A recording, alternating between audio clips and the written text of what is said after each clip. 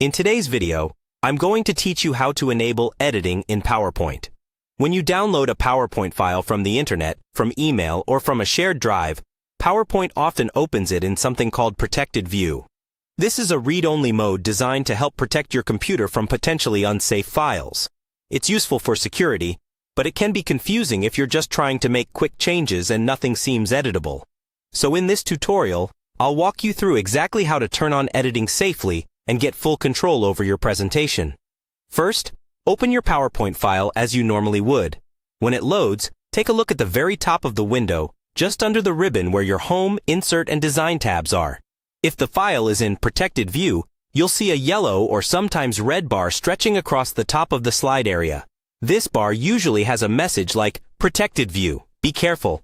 Files from the internet can contain viruses or something similar. On the right-hand side of that bar, you'll see a button that says Enable Editing. This is the key to unlocking the file.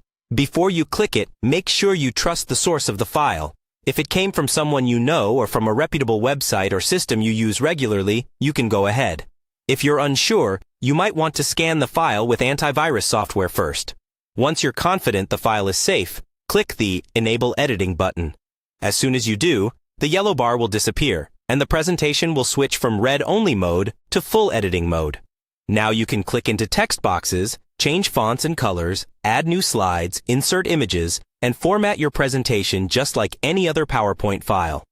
If you don't see the yellow bar but still can't edit, the file might be marked as final, or might be opened from a location with restricted permissions, such as a shared folder with read-only access.